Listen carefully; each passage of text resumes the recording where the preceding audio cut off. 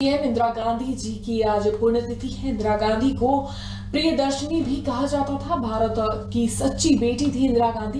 इंदिरा प्रियदर्शनी गांधी न केवल भारतीय राजनीति पर छाए रहे बल्कि विश्व राजनीति के क्षितिज पर भी वो एक प्रभाव छोड़ गए। वो देश की पहली महिला प्रधानमंत्री थी। इंदिरा जी के जीवन पर प्रकाश डाल दी। देखिए प्राइम टीवी की एक खास रिपोर्ट।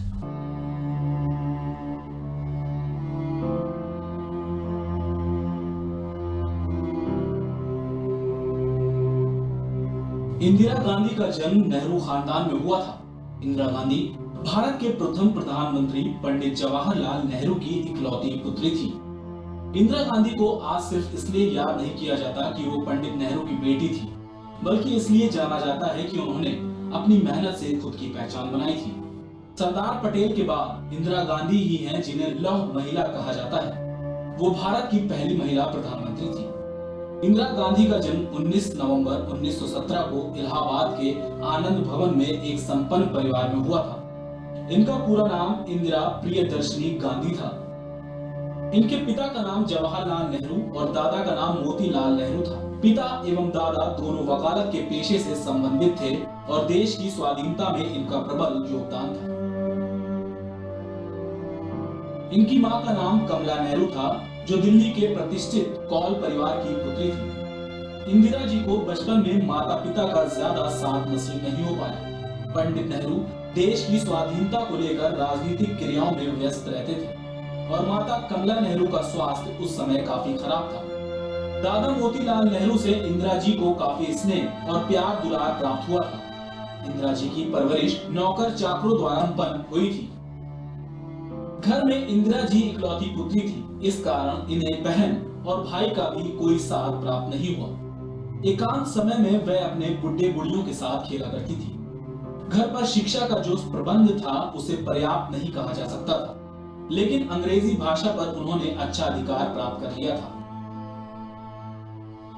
जब 27 मई 1964 को पंडित जवाहरलाल नेहरू की मृत्यु हुई तो पहले की तरह कांग्रेस पर उनकी पकड़ मजबूत नहीं रह गई थी। पार्टी में उनकी साख भी कमजोर हो गई थी। चीन युद्ध में भारत की पराजय के कारण पंडित नेहरू की लोकप्रियता कम हुई थी और लकवे के कारण उन्हें शारीरिक रूप से अक्षम मान लिया गया था, लेकिन इसके बावजूद उन्हें देश का प्रधानमंत्री बनाए रखा गया। उनकी मृत्यु के बाद लाल बहादुर शास्त्री को देश का दूसरा पीएम बनाया गया।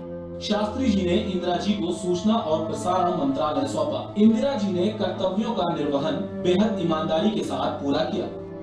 इसके बाद लाल बहादुर शास्त्री जी की ताशकंद में असमय मौत के बाद इंदिरा जी को देश का पीएम बनाया गया। साल 1966 से 1977 तक लगातार वो 3 पारी के लिए भारत की प्रधानमंत्री बनी। वहीं चौथी पारी में वो 1980 में चुनाव जीत कर आई और 1984 में उनकी हत्या कर दी गई। इंदिरा जी की जब मृत्यु हुई तो पूरा देश अवाक रह गया था। लोगों के आंसू थमने का नाम नहीं ले रहे थे।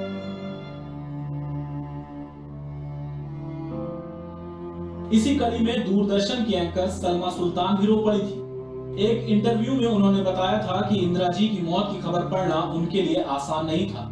वो खुद भी रो रही थी।